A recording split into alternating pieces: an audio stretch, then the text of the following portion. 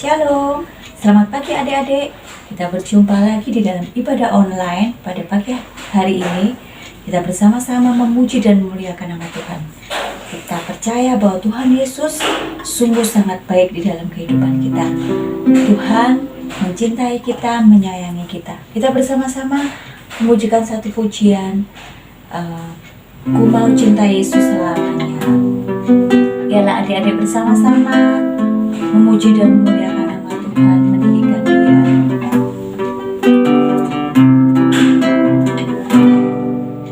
Ku mau cinta Yesus selamanya. Ku mau cinta Yesus selamanya. Meskipun badai silih berganti dalam hidupku, ku tetap cinta Yesus selamanya. Ku mau cinta Yesus selamanya. Ku mau cinta Yesus selamanya. Ku mau cinta Yesus selamanya. Meskipun badai silih berganti dalam hidupku, ku tetap cinta Yesus selamanya. Ya Allah Bapa, ini aku anakku, layakkanlah seluruh hidupku. Ya Allah Bapa, ini aku anakku, pakailah sesuai dengan rencanamu. Ya Allah, ya Allah Bapa, ini aku anakku, layakkanlah seluruh hidupku. Ya Allah Bapa, ini aku anakku, pakailah sesuai dengan rencanamu. Pakailah sesuai dengan rencanamu. Pakailah sesuai dengan rencanamu. Pakailah sesuai dengan rencanamu.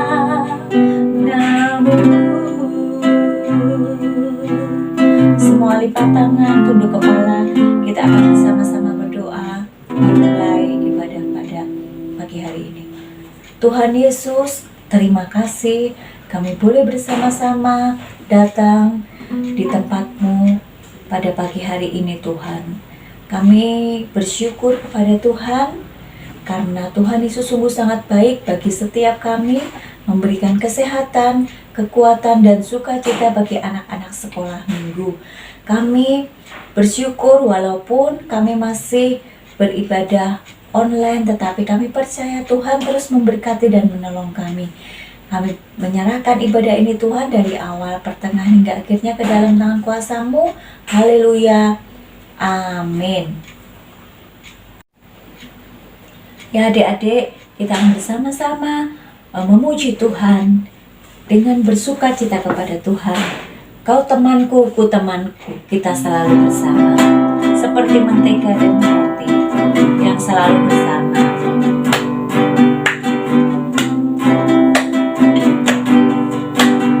Ku temanku, kau temanku, kita selalu bersama.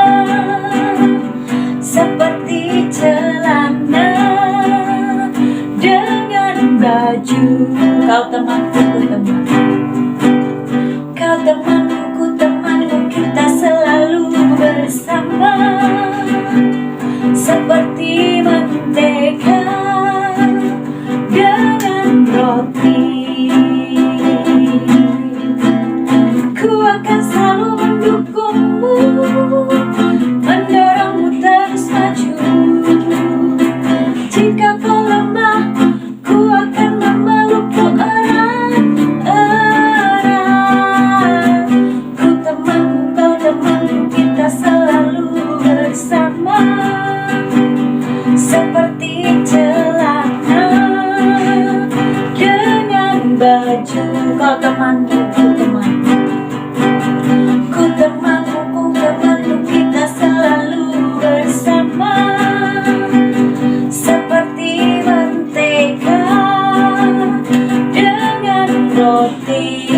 selalu mendukungmu.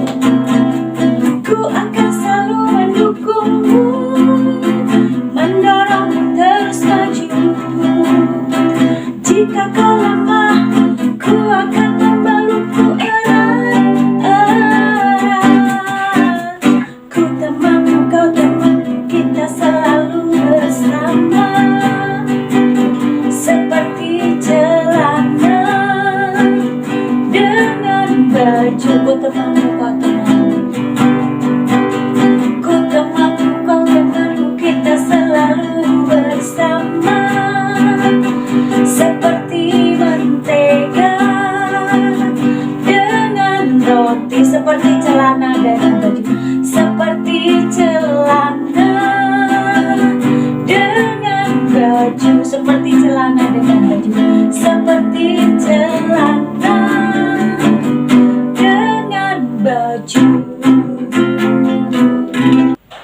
Ya adik-adik, kita bersama-sama akan memujikan satu pujian lagi, Yesus sayang semua. Karena Tuhan Yesus menyayangi kita semuanya. Kita pujikan pujian ini dengan bersukacita kepada Tuhan.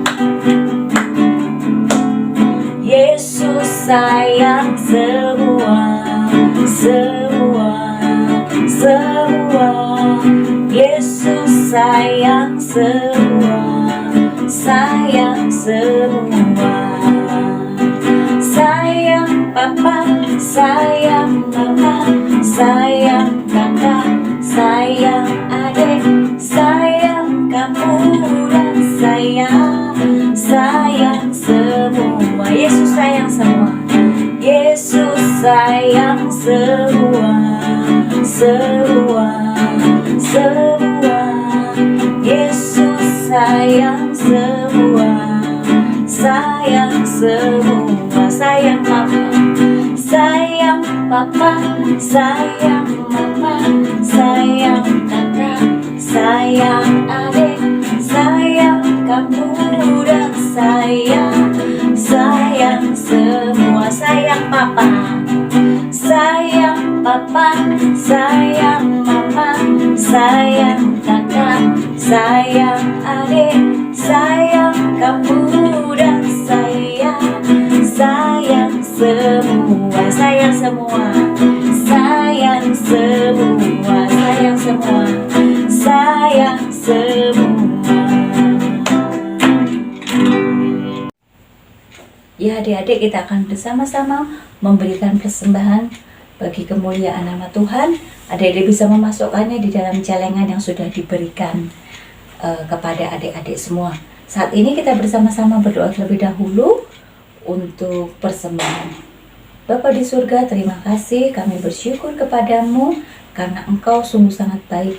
Kami akan memberikan persembahan. Tuhan memberkati setiap anak-anak yang akan memberikan, juga orang tua kami yang sudah memberikannya kepada kami. Berkati kami Tuhan, di dalam nama Tuhan Yesus kami sudah berdoa dan mengucap syukur. Haleluya, amin. Kita akan bersama-sama mendengarkan firman Tuhan adik-adik. Biarlah firman Tuhan menolong kita, menguatkan kita bersama-sama untuk melayani Tuhan. Kita akan pujikan pujian Yesus sayang padaku. Alkitab mengajarku, meski adik-adik kecil lemah tetapi kita miliknya Tuhan.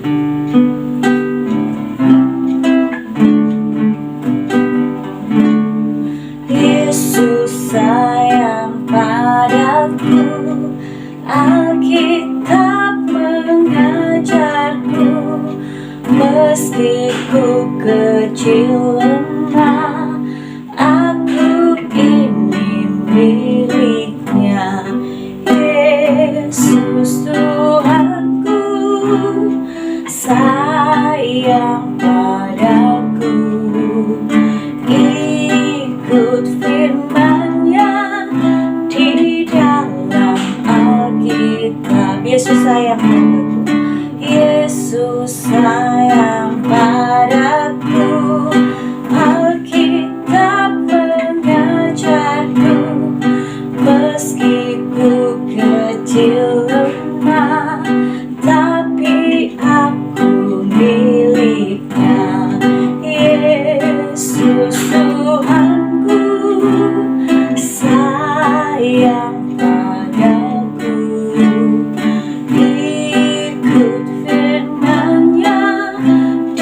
dalam Alkitab. Kita akan bersama-sama berdoa untuk firman Tuhan. Terima kasih Tuhan Yesus. Kami bersyukur kepada Tuhan karena Engkau sudah memberkati kami di dalam kami boleh memuji Tuhan. Dan saat ini Tuhan, kami akan mendengarkan firman Tuhan. Engkau memberkati kami, Engkau mengurapi setiap kami supaya anak-anak sekolah minggu boleh mengerti tentang kebenaran firman Tuhan. Biarlah kami boleh tahu dan melakukannya di dalam setiap kehidupan kami setiap hari. Terima kasih Tuhan, di dalam nama-Mu Tuhan kami Yesus Kristus, kami sudah berdoa dan mengucap syukur. Haleluya. Amin. Shalom adik-adik, selamat berjumpa kembali dengan Sekolah Minggu GBI Shalom. Saat ini adik-adik sudah siap mendengarkan firman Tuhan? Oke, sekarang adik-adik harus mempersiapkan diri, hati adik-adik semuanya untuk kita boleh belajar firman Tuhan pada saat ini. Jangan lupa yang bisa membaca Alkitab, dibawa Alkitabnya untuk kita boleh bersama-sama mendengarkan firman Tuhan. Adik-adik, siapa yang pernah berbohong atau ngapusi wong tua? Ayo, siapa yang pernah?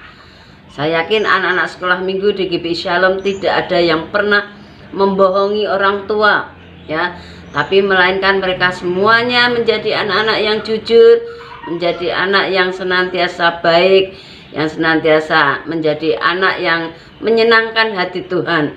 Ada di dalam Alkitab, di sini ada cerita tentang keluarga yang mendustai Allah, yang membohongi Allah. Baik, kita akan bersama-sama membaca di dalam Kisah Para Rasul 5 ayat 1 sampai dengan 11. Ayo buka Alkitabnya di dalam Kisah Para Rasul 5 ayat 1 sampai 11. Mari adik-adik membaca dari rumah, Bu Bambang membaca dari sini. Yuk kita baca bersama-sama tentang Ananias dan Safira. Ada seorang lain yang bernama Ananias. Ia beserta istrinya Safira menjual sebidang tanah. Dengan setahu istrinya, ia menahan sebagian dari hasil penjualan itu, dan sebagian lagi dibawa dan diletakkannya di depan kaki rasul-rasul. Tetapi Petrus berkata, Ananias, mengapa hatimu dikuasai iblis, sehingga engkau mendustai Roh Kudus dan menahan sebagian dari hasil penjualan tanah itu? Selama tanah itu tidak dijual, bukankah itu tetap kepunyaanmu? Dan setelah dijual, bukankah hasilnya itu tetap dalam kuasamu? Mengapa engkau merencanakan perbuatan itu dalam hatimu? Engkau bukan mendustai manusia, tetapi mendustai Allah. Ketika mendengar perkataan itu, rebalah Ananias dan putuslah nyawanya. Maka sangatlah ketakutan semua orang yang mendengar hal itu. Lalu datanglah beberapa orang muda, mereka mengapani mayat itu dan mengusungnya keluar dan pergi menguburnya. Kira-kira 3 jam kemudian masuklah istri Ananias, tetapi ia tidak tahu apa yang terjadi. Kata Petrus kepadanya, katakanlah kepadaku, dengan harga sekiankah tanah itu kamu jual? Jawab perempuan itu, betul sekian. Kata Petrus, mengapa kamu berdua bersepakat untuk mencobai Roh Tuhan? Lihatlah, orang-orang yang baru mengubur suamimu berdiri di depan pintu, dan mereka akan mengusung engkau juga keluar. Lalu rebalah perempuan itu seketika itu juga di depan kaki Petrus, dan putuslah nyawanya. Ketika orang-orang muda itu masuk, mereka mendapati dia sudah mati. Lalu mereka mengusungnya keluar dan menguburnya di samping suaminya. Maka sangat ketakutanlah seluruh jemaat dan semua orang yang mendengar hal itu. Adik-adik yang dikasihi Tuhan Yesus Kristus, bahwa ini cerita tentang Ananias dan Safira, di mana suami istri ini sedang menjual tanahnya dan rencananya mau diberikan untuk Tuhan di dalam rumah Tuhan untuk pembangunan sebuah rumah Tuhan. Tapi setelah hasilnya tanah itu dijual, ternyata Ananias dan Safira itu menyembunyikan separuh dari harganya. Separuh itu disembunyikan di rumah, kemudian separuh diberikan kepada pemimpin di gereja itu, ya, dimana Petrus pada waktu itu sebagai pemimpin di situ, dia diserai uang yang Ananias dan Safira hasil penjualannya, ternyata hanya separuh. Petrus tahu bahwa Ananias ini membohongi, ya, berdusta. Kemudian dia bertanya, Ananias, apakah ini hasil penjualan kamu seluruhnya? Iya, itu hasil penjualan seluruh saya. Seluruh tanah saya sudah saya berikan kepada gereja untuk pembangunan tempat ibadah yang ada. Kemudian apa yang terjadi? Petrus mengatakan, kamu sudah membohongi Roh Kudus. Kamu sudah membohongi Roh Kudus. Akhirnya Ananias tergeletak, jatuh, dan dia mati karena dia sudah membohongi Roh Kudus. Kemudian Ananias diangkut, mayatnya diangkut, kemudian dikuburkan. Datanglah Safira, istrinya, ke tempat itu. Dia juga ditanya. Dia tidak tahu kejadiannya bahwa suaminya sudah meninggal. Safira kemudian ditanya oleh Petrus lagi, Safira, apakah benar ini hasil seluruh penjualanmu? Benar, itu hasil seluruh penjualanku. Kamu tidak tahu suamimu terjadi di mana? Suamimu baru saja dikuburkan. Kemudian Safira ternyata juga menyusul, dia akhirnya juga meninggal. Dua orang membohongi Roh Kudus. Karena itu dipakai untuk pekerjaan Tuhan di gereja, ya, untuk pembangunan gereja.